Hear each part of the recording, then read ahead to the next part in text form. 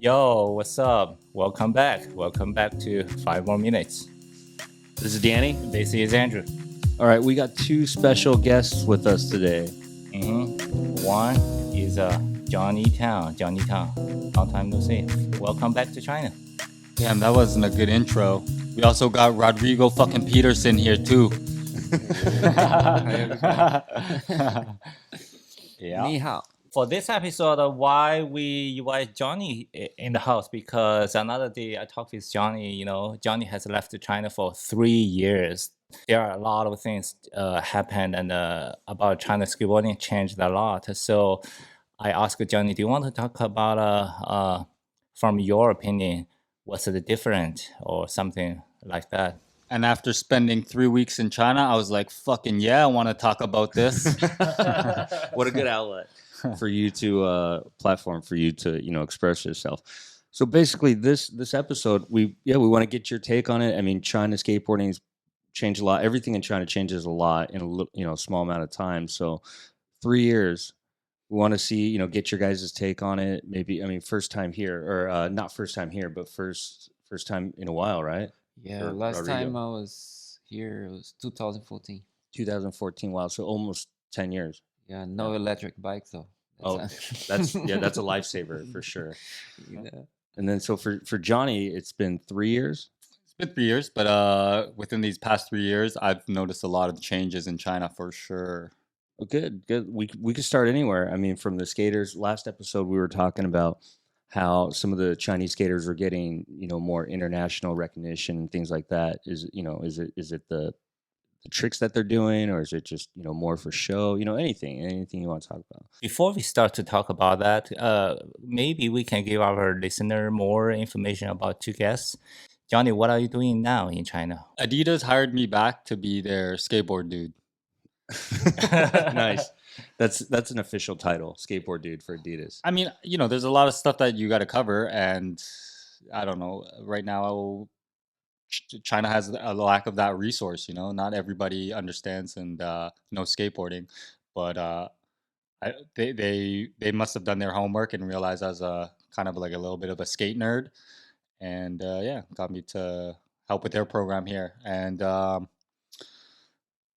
I thought it would just be another great opportunity for skateboarders to have another chance at doing what they love to do. If you have that resource, you might as well take advantage of it. It's just sad to see like companies come and go. Try and then unsucceed, and then just like skaters are left in the dust. Was that a easy conversation? Were you planning to come back after coronavirus, or was it just kind of out of the blue that they hit you up? So after I went back to Canada, I was expecting to be back within at least 6 months. Okay. And then that 6 months turned into another added 6 months. And that I just started getting used to life in Canada. Yeah, I saw on your Instagram it was just like fishing. You guys were camping. You guys are. I was like, man, this guy's never coming back. Like, I was looking into opportunities and on what I can do back in Canada already. But I kept in touch with homies living in China. UNFA hit me up about a potential job opportunity, but that didn't go really well. They didn't have the vision that we wanted to have. We didn't agree on that, so we both kind of just decided to part ways. And then this thing with Adidas came up, and I thought, you know what, I ain't doing shit. My plan in Canada isn't working really well. So yeah, maybe it's a good idea to go back to China and like actually do something with my life, you were going for like pro fisherman, right? I was, but when I realized fishing is a very white sport, it didn't work out. But I had my ideas. My ideas is very futuristic. So if you're trying to start a fishing company, hit me up. For sure, I'm down with that. Let me get in on that. Let me Yeah. get in on that. Cool. And Rodrigo, what brought you here? Pressure's on you, bud. No, I'm lucky to now working with Zoe, Yeah, which Awesome. is one of the best skaters, female, I think, all around the world to me. She has so much potential, and just coaching her wow, the best way I can. for sure. I'm sure she's learning a lot. Well, just by spending a couple of days with Rodrigo here, like it's a whole different part of the thing. It's not as simple as it sounds, like skateboarding, right? It's not about how good you are at the skill, but it's also like Rodrigo is explaining to me like how like a mental part of skateboarding is also very important. And right now, those Olympic style contest skaters per se. Like it takes a lot on your mind as well. And if you're focused, if your mind is right, like you can reach to higher levels. And when I heard him explaining and talking about that, I was like, oh fuck, like this guy obviously knows what he's doing, and he loves skateboarding just like all of us, and he's giving a little bit more than just tricks. For sure, for sure. I mean, trick tips only go so far, right? Yeah, I think it's like a whole thing, especially now with performance in skating, right? Because two different things: Olympics and the core skating out is gonna be there, and the core skating influences the commercial, which is the Olympics. You know, For sure, for sure. we talk the same language. In the days of skateboarding, if I can be here to, help skateboarding become better, and give it a tip. I don't know, change someone's. If I say some little words that are gonna change someone's mind or someone's life, I think that's the most important thing to me. The going back to that program, and since you guys were here last, the Olympic program wasn't really started when you left, right? And then when obviously 10 years ago was non-existent. So I believe I was one of the first guys pioneer. that this committee approached. And when I was, on that round table eating all that delicious food, and they were explaining their big idea and what they wanted, I was like, man, you're fucking crazy. What the fuck are you? A gold medal? Are you fucking joking me? In 2 years? You're crazy. I thought you were the visionary. I thought I'm a realistic kind of guy. But as soon as I heard that, I was like, y'all crazy. But maybe in the next Olympics, not the one that coming up, but the one after that, maybe there's a potential. Yeah, if you have the resources to do it, I definitely think it's possible. They never hit me back up because I think they wanted to hear the answer they wanted to hear was the 2-year one. I was like, fuck, y'all crazy. well, you could have answered 2 years and then took your time to do it. I'm not that type of dude though. I'm an honest guy, and I want the best for skateboarding. I think me being on the outside of skateboarding and working with little communities and just like my skate team is a lot more useful than me being trapped in an office facility teaching a kid how to big flip from blunt. That would be pretty cool. But either way, that would have been really cool if they learned it with zero technique or zero ability, zero experience. I mean, yeah, I don't know that process actually. I didn't grow up skating like that, so I wouldn't know how to give you an Olympic skater. But with logic, I think I can. I think it would help. I think the next question would be 3 years, and then being approached first at that round table, whatever, and then now seeing the results. Was it like Blows my it mind. did blow your mind, right? So Yeah. so it was something that was possible, I guess. Yeah, I mean, they obviously found the right people to start that program or whatever with. I don't know too much about it. I didn't follow it as much, but I watched the level of skating come out of there, and it does blow my mind. Like for Zoe to be skating for 5 years and be at that level of skateboarding, like it blows my mind. If I see her, skating, I would love to see what she would be like in a street video part. See what she could do. You know what I mean? I'd Yeah. love to see more pieces of art coming out of her where it portrays her to be a little bit more interesting to me to watch, because I find that a lot of skaters actually care about. Mhm. They don't look up to that. They don't. I mean, contest skaters might look up to it, but there's not many of those people in skateboarding, because skateboarding comes from, I want to say, the streets first. For sure. And then if you as you get good at it, or as you understand it more, then you kind of go into that contest route. But to be just born, it's just to be made into skateboarding. To me right now, it looks like very plain. It's very boring skateboarding. You talking about in general or just like contest Skating, contest what's happening right now in China is very boring to me. I find that the skaters are missing out on a lot of real skateboarding, but they're better than every street skater in China. They have to be like more stable, right? They have to be like, well, I have to do this trick to get this point because that's what the contest ends up being, right? So maybe they know more tricks, but they're like, this one's on lock, and I got to do this to get the points. I'm just talking from my own personal kind of hatred of it, yeah, because I don't understand it that much. I don't hate it. I just don't understand it. And what I'm seeing from it isn't the greatest part of skateboarding.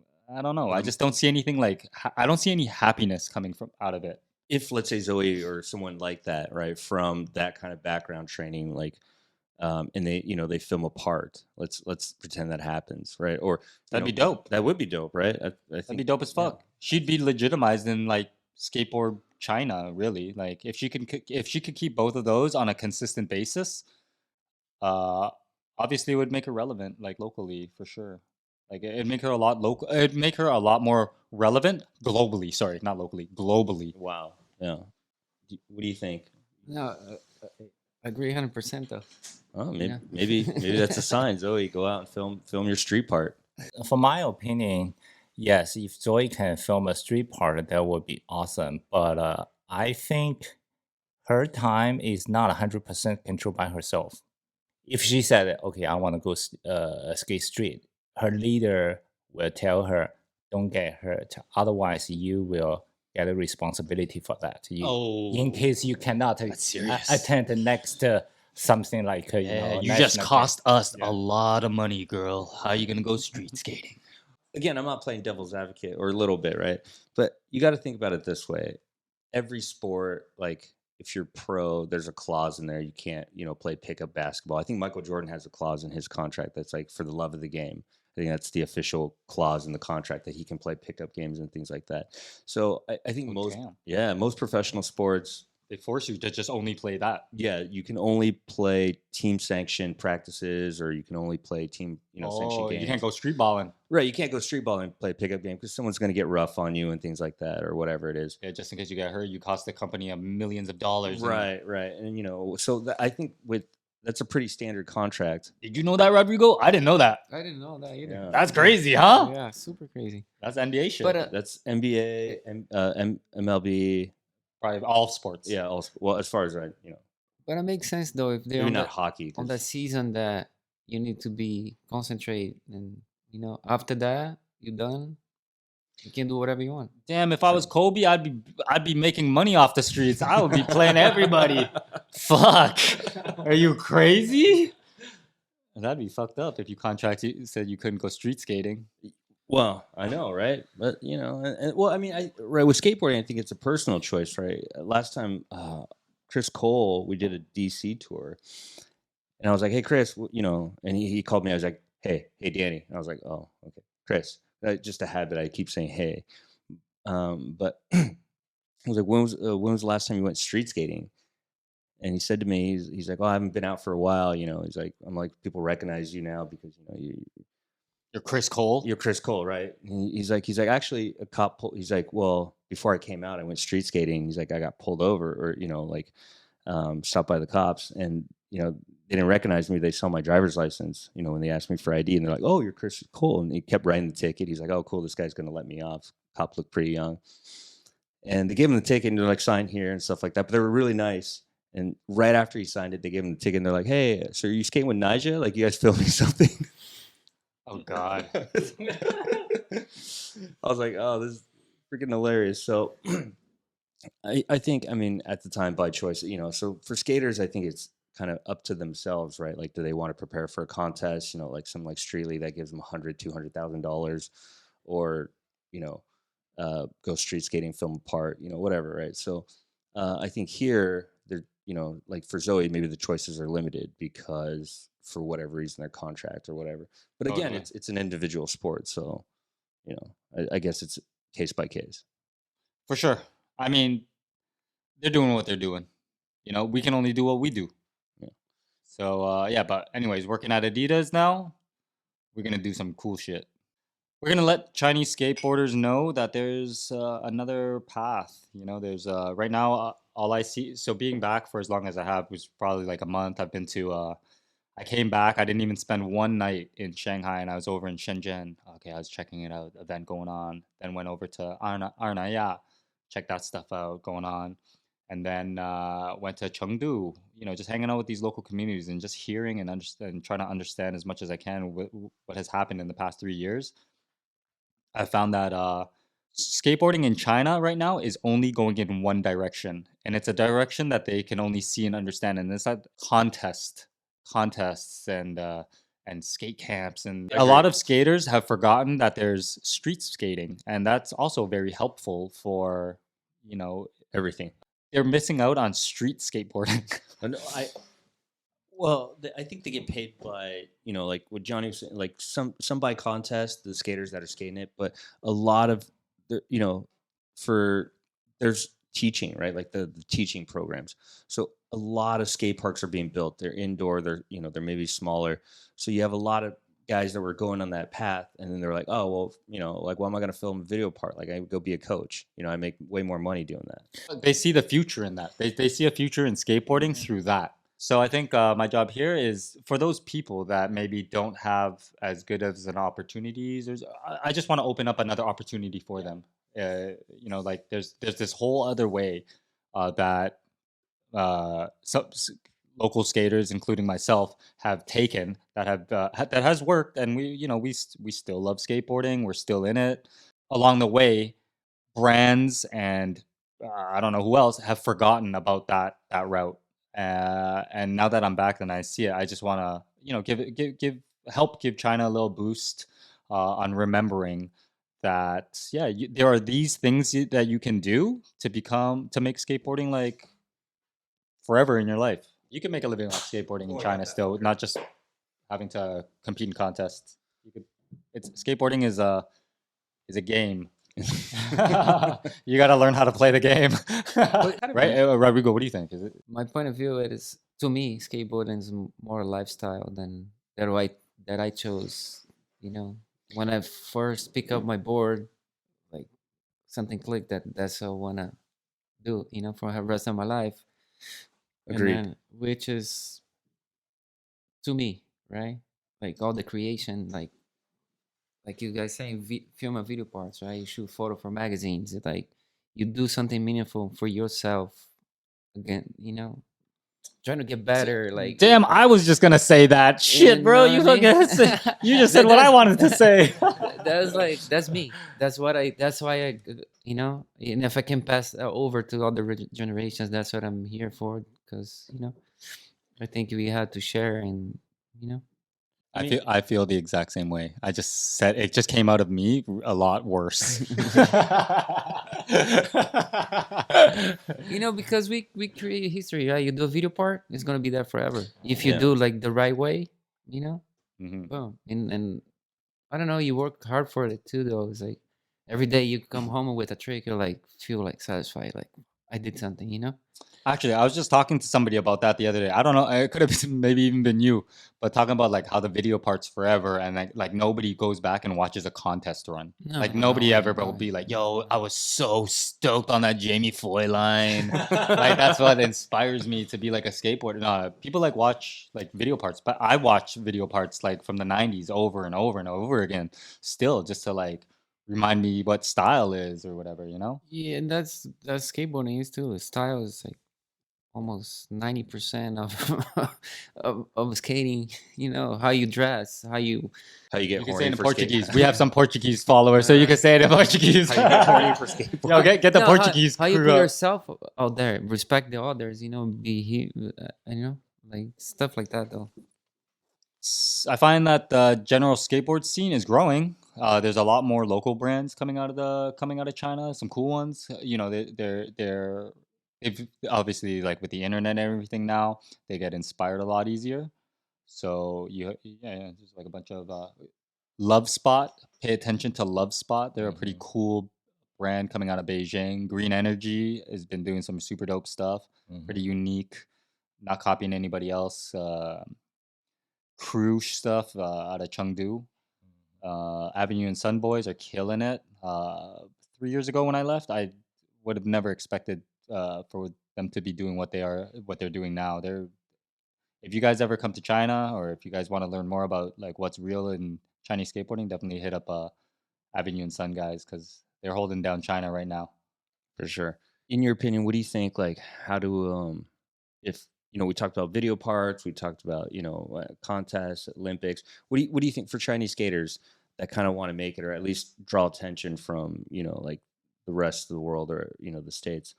How do they become more known? Is it through contests? Is it through like a video part that we talked about? Is it TikTok? I mean, I think the easiest way for them to be recognized is working with the sponsors that they have. So Vans could definitely be working, Vans, Nike, Adidas could definitely be working on projects with these skaters, and you know, sharing that on a bigger platform, that always helps. You know, even if it like don't I don't think skaters should be limited to just thinking and knowing about Thrasher. They need to explore. They need to open their minds up a little bit and kind of dig into this skate world a little bit more. You have a lot of places like Jenkum. You have places like Quarter Snacks. You have places like Free Skate Magazine. You know, there's all these different outlets that they can slowly build their reputation and their name. You know, so eventually they'll make it to Thrasher one day. But I think they just have to the people that they work with have to understand like how the skate world industry kind of thing works. Like having that person in their life is extremely important, or just like finding out on their own. Whoever these amazing skateboarders, TMs and stuff are, is very important to their future, I guess you could say. Another question is about China social media. China social media is so different with the Western world. I don't know. It's all selfie shit these days. Like it's just dumb. It's fucking garbage. It's for sure a lot of garbage on internet. How much time do you spend on social media? I spend a shit ton of time on social media. It's like the first thing I do when I wake up. It's like I look at what time it is. I'm like, oh fuck, it's kind of late, and then I go boop, Instagram, half an hour, easy, you know. But I don't follow a lot of garbage because I would rather follow something that I could learn from. So whether it be a skateboarder, very successful, or if it's a homie or something, I want to learn from him. Like, you know, that's why, like, I want to see how he uses social media as a tool and what's working for him, and why he's as famous as he is. Like, is there anything that I can learn from what he's doing on social media that I can maybe apply to myself one day, or help somebody apply to, like a team rider or something, you know? Normally, like, I'll try it, and if it works, I'll pass it on to my skaters, you know, like, you know what I mean? Just because I know it's like, okay, instead of fucking opening your shit product box on social media every month and showing a box opening like a fucking corn bag, and bragging about how much shit you get each month for how shitty you skate, why don't you just like wear it and do tricks in it? You know what I mean? It's a lot more helpful if you just did a flat ground kickflip in those shoes instead of just fucking taking a photo of a box of how much shit we give you. That's just bragging. That's spoiled bullshit. You're eating cereal, bro. In Brazil, they would call that eating cereal. You cereal eating motherfucker. That's true. But that's how social media. That's how I use social media. Like I look at what works, and I apply it to myself and then my skaters. And titties. I love looking at girls' titties. You know, like I just love looking at models and shit. I don't know. No, that's awesome that you're actually taking the content, filtering it, and then passing it along to, you know, like stuff with value, not just entertainment value, but real value, whether it's knowledge or, you know, it could be a tool. Yeah. Yeah. No, it's good. And, you know, a lot of garbage. What I was going to say is you're highly efficient at it, because I scroll through garbage. You're like half an hour. I'm like, you know, and then I see, you know, one I think I found is whatever the algorithm is. And I was like, this has content. I'm like, oh, Johnny already liked it. Kicker Club didn't like it yet, you know, but Johnny's already liked it. But maybe that's a time difference. That's how much time I spend on social media. What's your screen time per day? Bro, oh, fuck. When I was in Canada, I think it was like 8 hours. Oh. But I would say 8 hours because it's like wintertime. It's like wintertime. I ain't got shit to do. It's snowing outside. I was working part-time. I was thinking about my life, like, oh, fuck, what am I going to do? 8 hours a day. I looked at it and I was like, oh, fuck, this is fucked up. Obviously, there was a lot of garbage I was going through, but I was also trying to pay attention what was going on here in China. Like through TikTok, I got to see a lot of new faces that I never saw before, you know? Yeah, I saw this one Shandong kid, and I was like, yo, I gotta, if I ever go back to China, I'm putting him on a team. Like, I'm gonna help this kid out. And I'm not putting him on a team, but like, I gotta help this kid out. I could tell he loves skateboarding. He's got an okay style. You know, his TikTok's kind of fresh, so he hasn't like ruined it for himself. And yeah, I saw the potential in him, and when I came back, I was like, yo, you're going on a tour with us. Please stop posting your shitty fucking Douyin. They see these fucking hearts and they go crazy Oh, for right, it. But right. it's because they've never filmed the video part. Once they film a video part and put that shit out on the internet, like then they'll realize like, holy fuck, like this is way better. Right. Well, that's kind of their direction, right? And like you mentioned earlier, like a good team manager, how are they going to influence them? Like, hey, is it just strictly go for, as many hearts as you can, right? Like that's your goal, and that's what's going to get you paid. Or, like you said, film a video part, or is it just strictly contest? Or maybe it's a blend of everything. But we know, like, time is limited, so you can only do so much. So it's so important to have, essentially like that kind of a breath of fresh air to come in and communicate that with those kids, so they don't just see the fruit that's hanging out in front of them, whether that be like, hey, coaching's going to get me paid, this X amount of dollars, or this many hearts gets me, this much recognition, right? Because all that shit's really just hot air. Correct. I learned a lot of my skateboarding through reading magazines, constantly rewatching videos.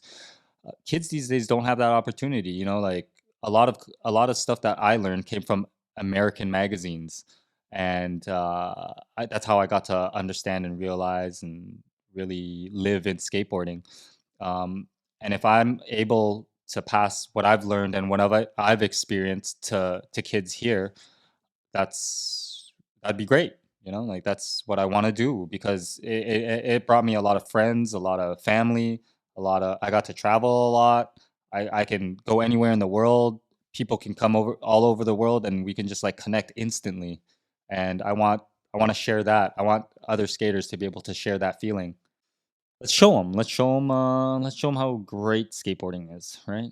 Rodrigo and I were actually talking about this past weekend, about like what skateboarding is like to us and everything, and yeah, it was like a deep conversation. It was dope. It was dope. It should be. Because I have the best team managers, though. I learned a lot from them, what to do, what not to do. Because back then, if you did one thing wrong, your career is over. Yeah, man. It's a whole different. Do you have any examples? To not miss your flights, like it's like many things, though. Like what tricks to do, what to wear, like what tricks to do and not to do. Like it's like a good team manager is insanely important. For sure. Insane. And the best thing would be, if I find for China, if you have maybe skaters that have done very good successful Chinese skaters, I feel like they should be more of a play team manager roles, because they've got to experience a lot of things, things that work. They understand this and that. They understand a lot, and I think a lot of those skaters should be helping, the up and coming generation skaters. There's not enough of those skaters in China, I find. We have good team managers. They have to have someone manage them, like, oh, do this, don't do do that. this, don't do that. He has two sides of skateboarding culturally, and you can make money. You can do contests, whatever. Everything's in the end. Everything's skateboarding, though. That's the you know what I mean? True, for sure. I mean, whether it's, all the whatever. If you love what you do, though, that's the most important thing too, though, because some people, okay, they maybe they skate for 2 or 3 years, and they're not gonna like it. True. True. Because it's not easy to jump down the stairs. It's not easy to grind a rail. Yeah. For how long you gonna, like, someone tell you, like, for 5 years, like, man, jump this thing, jump this thing, jump this thing, jump this thing. One day you're gonna be like, fuck, I don't want to jump this. It's like, it has to come from your heart. It's no true. matter any sports, anything what you do, though. I think, me personally, I absolutely That's agree. how I feel. That's me personally. Though. Absolutely agree. I mean, skateboarding, especially because you put yourself essentially in harm's way, right? So it's something that you can definitely get hurt, no matter, even if you put pads, whatever, right? And then, I mean, that's anything you do. Right. Mhm. Even walking down the street, you could roll your ankle and break that bullshit. But it's just like, there's logic behind skateboarding, and if we have enough resources to teach people, for them to understand skateboarding, those injuries and those things will be a lot less. It's just that a lot of people don't understand the logic of skateboarding. Right. So I think that's kind of the starting point, right? You have to be like at least, let's say 50%, right? You have to be 51% more intrigued to succeed, to be like, I want to challenge myself to do this, than It's be all afraid of getting hurt. self-challenge, Right. everything though. Yeah, That's yeah. to me. That's what happened to me though. I want to be myself. I was like, fuck, I need to be better at this, for myself. we challenge ourselves. I just did it for Challenge. girls. For Fuck. yourself, Oh, you're in the No, wrong no. sport, homie. Sorry. You're in the Because wrong Wrong game. sport. first time I went to LA, I was like, right, doing crooked grind at the ledges. I was like, I wasn't grinding too much. And then I went back to Brazil all disappointed. I was like, man, if I keep skating or not, I was asking myself. You just want to do better. And I was like, man, I want to go back to LA and like really learn how to grind all the concrete, the longs, That shit is rough. And then that what got me. I was like, man, I really need to. I want to feel good to myself, For sure. So I think that's skateboarding or any other sport. That's how it is, though.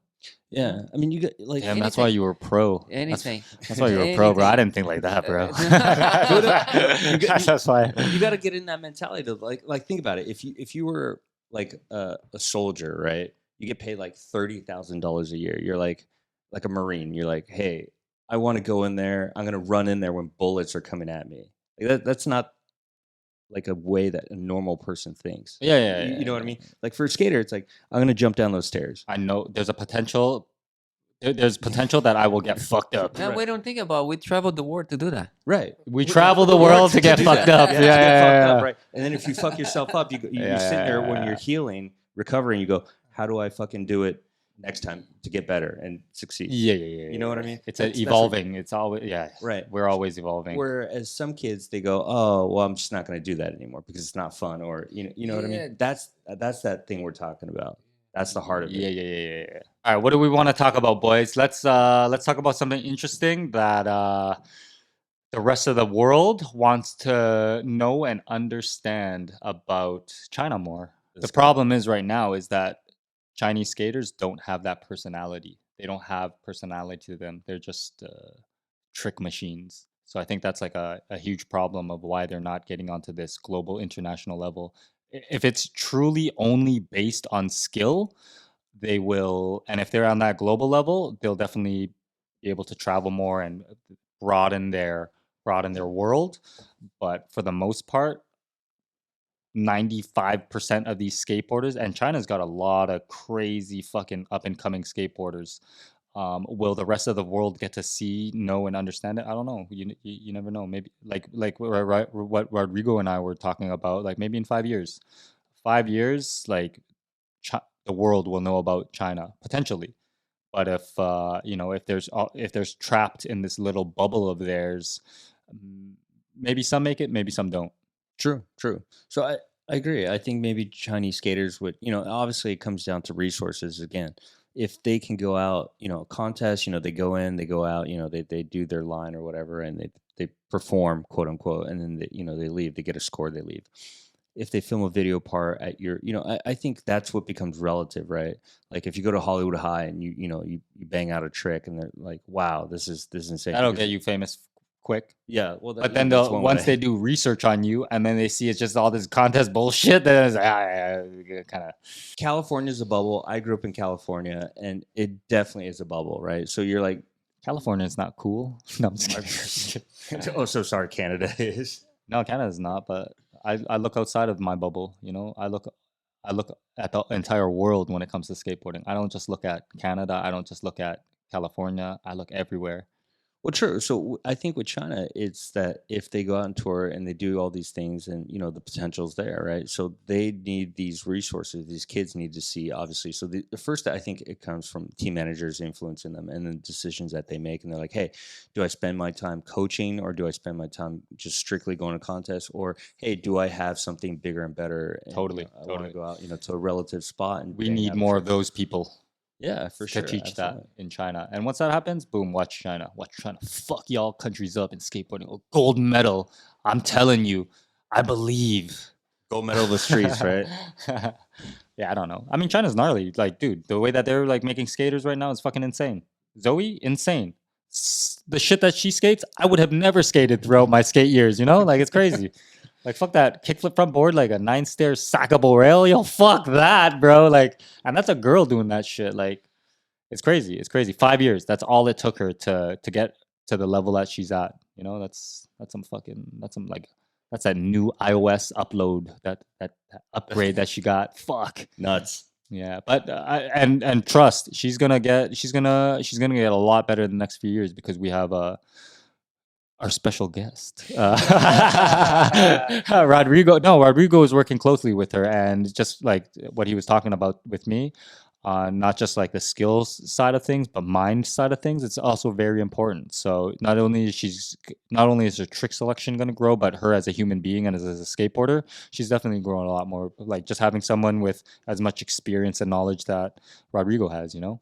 For sure. She's got a natural style. I think it could definitely be, enhanced more. You know, she's got that good flick. She's got a good pop. And I feel like what helps too, local media though, you know? If you see everywhere in the world, that is one local magazine, that is one local video website. Yeah, that the develop- real ones. The real ones. yeah. Sure, for sure. Japan, VHS, Europe, Free Mag, right? Brazil, Yeah. we have two Korea, Daily Grind. daily, you know? So I think that's how you're gonna build community. That's how you're gonna build what you Culture. need to culture, you Yeah. know? So I think that's the most important thing though. For sure. China Kicker Club. I mean, you're not Exactly. yeah. China Kicker Club. Yeah, I remember here they had a WhatsApp magazine a long time ago. Long time ago. Okay. Yeah. Yeah. Yeah. All right. Let's wrap this bitch up because Rodrigo and I are hungry as fuck. We're gonna go eat hamburgers. Thanks, Johnny. Thanks, Rodrigo. And Well, I can go for 5 more minutes. No, I'm good. I don't want to hear your shitty stories. I'm going to listen to your shitty story. Yeah, my stories suck. All right. After hours, 5 more minutes. Later. later. Peace. Peace.